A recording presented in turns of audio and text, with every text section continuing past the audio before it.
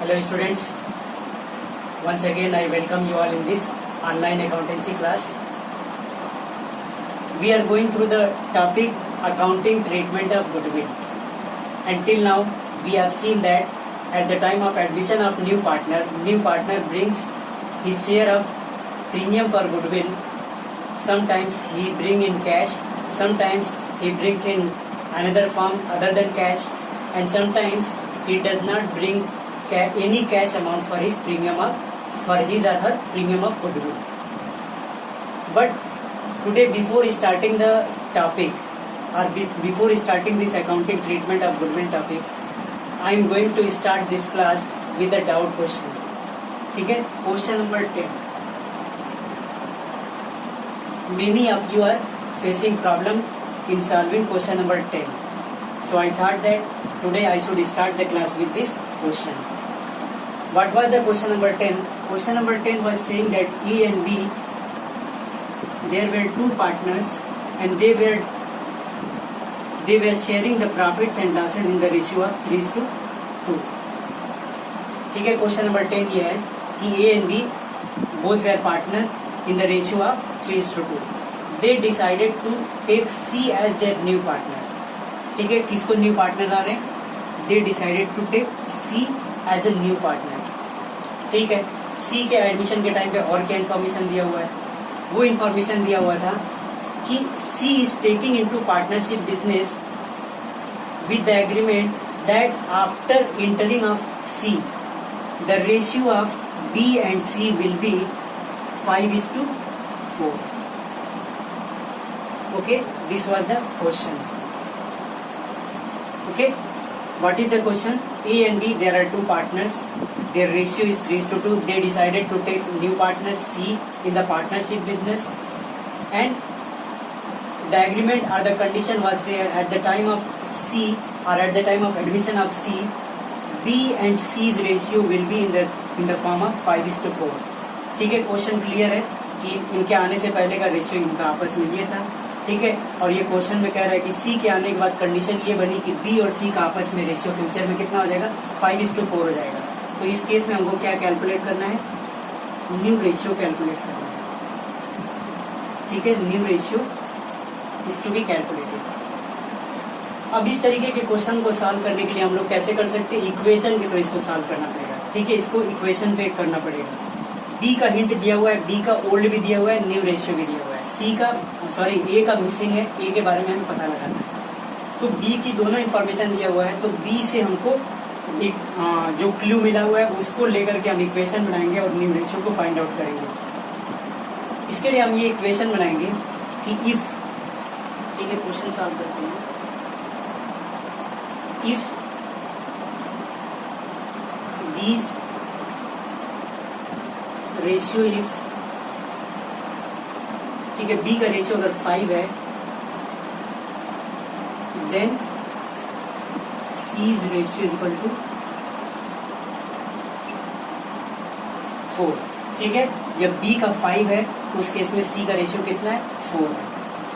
अगर हम ये कंसिडर करें कि B का अगर रेशियो 5 ना होकर के 1 हो जाए तो फिर उस केस में C का रेशियो क्या बनेगा? तो लिखेंगे सो B's ratio is 1, then C's ratio will be 4/5. ऐसा किया जा सकता है ना कि B का 5 है उस केस में C का 4 था. अगर हम ये अज्यूम करें कि B का रेशियो 1 हो जाता है, ठीक है, B का रेशियो 1 होगा तो उस केस में उसके कंपैरेटिवली क्या होगा? C का रेशियो क्या 4/5 लिख सकते हैं. नहीं समझ में आया होगा या डाउट आया होगा तो मैं एक एग्जांपल यहाँ पे देता हूँ. ठीक है ना. If rate of 5 pen is ₹20. ठीक है, तो कहे कि फाइंड आउट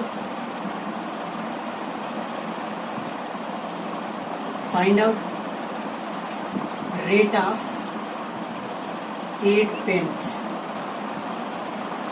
ठीक है, 5 पेन का रेट कितना है? 20 रुपीज है. तो यहाँ पे 8 पेन का रेट कैसे हम फाइंड आउट करेंगे, तो हम लोग क्या करते हैं, इक्वेशन निकालते हैं, यानी लिखेंगे इफ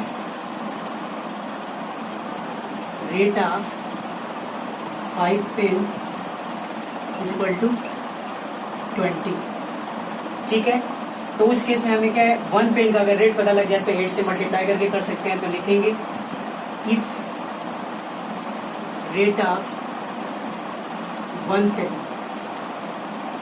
ठीक है, इक्वल टू 20/5 लिख सकते हैं।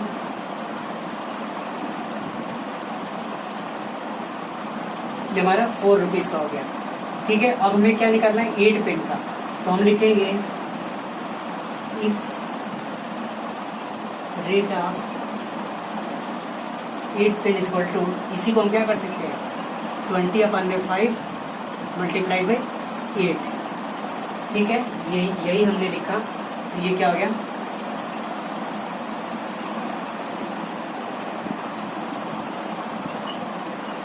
ठीक है, इससे समझ सकते हो कि 5 पेन का रेट दिया हुआ है 20 रुपीज, तो 8 पेन का रेट हमको फाइंड आउट करना है। उसी तरीके से हमको क्या, if B's ratio is 5 then C's ratio was 4।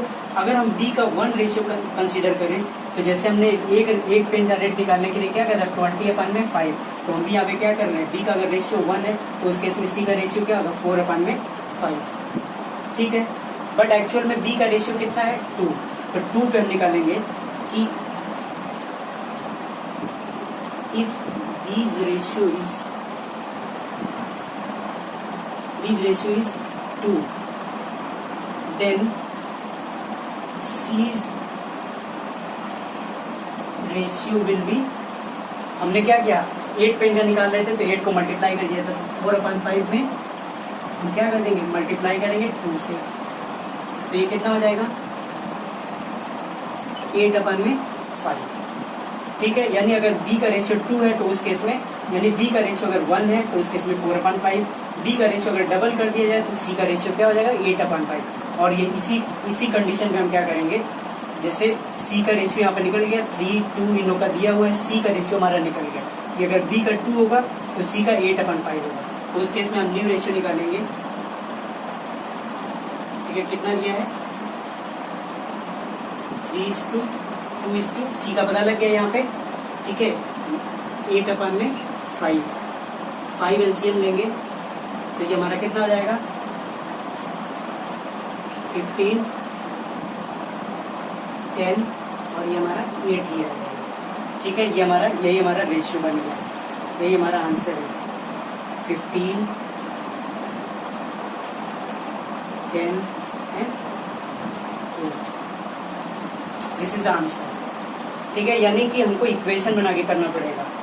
ठीक, कि हमारा जब c का 5 था उस केस में b का 5 था तो c का 4 था, तो b का 2 होगा तो क्या होगा, b का 2 होगा तो फिर c का रेशियो इस तरीके से हम निकालेंगे। ठीक है, a b का पहले से पता है, c का हमने फाइंड आउट कर लिया, उसके बिहाफ पे हमने एलसीएम लेके तीनों का रेशियो कैलकुलेट कर दिया। ठीक है, तो ये मैंने समझाने के लिए कि इक्वेशन बनाने के लिए क्वेश्चन ऐसे ही करेंगे। ओके, आई होप कि आप क्वेश्चन ये समझ में आया होगा, ये डाउट समझ में आया होगा। ठीक है ना, इसमें कभी भी इससे रिलेटेड कोई भी क्वेश्चन बन सकता है। मान लो सपोज क्वेश्चन ये भी बन सकता है कि C was admitted in the partnership at an agreement that B and C's ratio will be the same as A and B were having before admission of C. यानी बी और सी का भी रेशियो वही होगा जो ए और बी का आपस में पहले था, यानी 3:2 इनका पहले था, तो बाद में भी बी और सी का 3:2 हो जाएगा। तो ऐसे ही हम कंसीडर करेंगे। ठीक है ना, कि उस केस में हम देखेंगे कि अगर b का 3 है, ठीक है, तो इस केस में c का 2 होगा। 1 के लिए हम क्या करेंगे, 2/3 कर देंगे। इस तरीके से इसका 2 से मल्टीप्लाई कर देंगे तो क्या आ जाएगा, c का रेशियो आ जाएगा, जो कि उसके ब्याज पर निकाल लेंगे। ठीक है, ये क्वेश्चन समझ में आया होगा। Now moving further, going to discuss the next topic और next method for this accounting treatment of goodwill.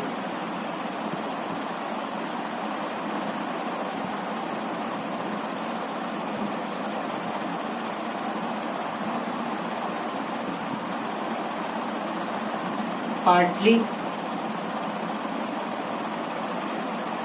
goodwill in cash we are going through the condition that what are the ways or what can be the ways in which new partner will bring his or her share of premium for goodwill. ठीक है ना, उसमें हमने देखा कि privately ले आके दे सकता है, कैश में ले आ सकता है, कैश अगर नहीं लाएगा तो काइंड में ले आ सकता है, यानी एसेट के फॉर्म में दे सकता है किसी अदर फॉर्म में। ठीक है, इसी तरीके से हमने देखा कभी कैश नहीं भी ला सकता है और कभी कभी हम क्या देख रहे हैं, पार्टली कैश में ला सकता है। ठीक है ना, पार्टली कैश में। तो सबसे पहली चीज यही है कि दोनों टॉपिक अब हम पढ़ चुके हैं, दोनों का मिक्सअप यहाँ पे पार्टली कैश में ला रहा है। Suppose that if a partner C is admitting in the partnership business and she brings rupees 2 lakh for his capital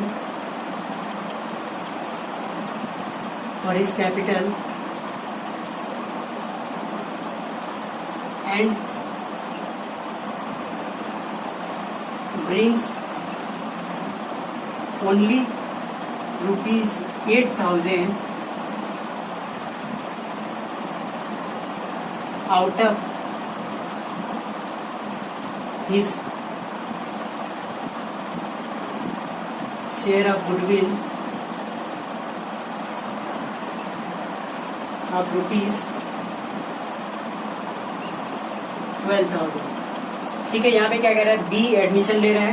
ठीक है, B is bringing capital 2 lakh rupees. ठीक है, कैपिटल ला रहा है, कैश में ला रहा है, कोई दिक्कत नहीं है। बट कह रहा है कि and brings only rupees 8,000 out of his share of goodwill of rupees 12,000। कह रहा है उसकी शेयर ऑफ गुडविल उसको कितना लाना था, 12,000, बट वो कितना ला रहा है, ओनली 8,000 रुपीज। तो यानी 8,000 तो कैश में ला रहा है, बाकी उसको कितना टोटल प्रीमियम फॉर गुडविल देना चाहिए था, 12,000। तो अगर वो मैंने कल बताया था, कल के लेक्चर में, कि अगर पार्टनर, कोई भी न्यू पार्टनर अगर गुडविल का पैसा कैश में नहीं लाएगा तो तुरंत एडजस्टमेंट कहाँ से होगा, क्योंकि सैक्रिफाइसिंग पार्टनर्स तो अपना डिमांड करेंगे उस पैसे के लिए, कंपनसेशन अमाउंट के लिए। तो क्या करेंगे, इसकी कैपिटल से माइनस कर दिया जाएगा, यानी जितना अमाउंट वो कैश में नहीं लाएगा उतने अमाउंट से उसका कैपिटल अकाउंट क्या कर दिया जाएगा, डेबिट कर दिया जाएगा। ठीक है, डिस्ट्रीब्यूशन करते टाइम। तो यहाँ पे पहली एंट्री हमारी क्या होगी, cash account debit to capital ला रहा है तो टू सीज कैपिटल अकाउंट। इसी तरीके से प्रीमियम फॉर गुडविल का अगर कुछ लाएगा तो क्रेडिट करेंगे, तो 8,000 ला रहा है तो लिखेंगे to premium for goodwill account. Capital का कितना लाया, 2 लाख। ठीक है, 8,000 रुपीज इसका लाया है प्रीमियम फॉर गुडविल का। तो दिस इज 2 लाख 8,000। अब नेक्स्ट एंट्री हमारी क्या होती है, डिस्ट्रीब्यूशन की प्रीमियम फॉर गुडविल। तो प्रीमियम फॉर गुडविल तो 12,000 मिलना चाहिए था सैक्रिफाइसिंग पार्टनर्स को। तो एंट्री क्या करेंगे, पहले तो जितना प्रीमियम लाया उतना लिखेंगे premium for goodwill account debit, जितना क्रेडिट था 8,000। अभी 4,000 की कमी है तो 4,000 के लिए क्या करेंगे, न्यू पार्टनर का कैपिटल अकाउंट डेबिट करेंगे। यहाँ पे सी का क्या कर देंगे, seize capital account debit. Capital अगर फिक्स्ड होगी तो करेंट अकाउंट डेबिट करेंगे, सीज करेंट अकाउंट। ठीक है ना, कितना 4,000। ठीक है, 12,000 डेबिट है। यहाँ पे क्या हो जाएगा, to sacrificing partners capital account. ठीक है ना, अब ये मैंने कंडीशन लिखा हुआ है, सैक्रिफाइसिंग पार्टनर में कोई एक हो सकता है, एक से ज्यादा हो सकते हैं। जिस रेशियो में सैक्रिफाइस करेंगे उसी रेशियो में वो 12,000 रुपीज को क्या करेंगे, डिस्ट्रीब्यूट करेंगे। ठीक है, आगे जो 3-4 क्वेश्चन है वो इसी टॉपिक से रिलेटेड है, तो इसमें कुछ नया नहीं है। प्रीमियम फॉर गुडविल जितना कैश में लाएगा उतना प्रीमियम फॉर गुडविल डिस्ट्रीब्यूशन के टाइम डेबिट कर देंगे। रिमेनिंग अमाउंट जो नहीं लाया होगा उसके लिए पार्टनर्स का कैपिटल अकाउंट डेबिट करेंगे। बाकी दोनों अमाउंट मिलाकर के यानी 12,000 का टोटल अमाउंट पार्टनर्स में जिन्होंने सेक्रीफाइस किया होगा, सेक्रीफाइसिंग रेशियो निकालने के बाद जो पार्टनर सेक्रीफाइस किया होगा उसको क्रेडिट कर देंगे। ठीक है, मुझे लग रहा है कि टॉपिक समझ में आया होगा, क्योंकि बिल्कुल रिलेवेंट टॉपिक है। इसमें बस क्या है, दोनों का मिक्सअप है, इन कैश या दूसरा टॉपिक जो हमने पढ़ा, when does not bring in cash. ठीक है, तो ये इसके अकॉर्डिंग क्या है, बुक के सारे क्वेश्चन सॉल्व करेंगे। Okay, thank you.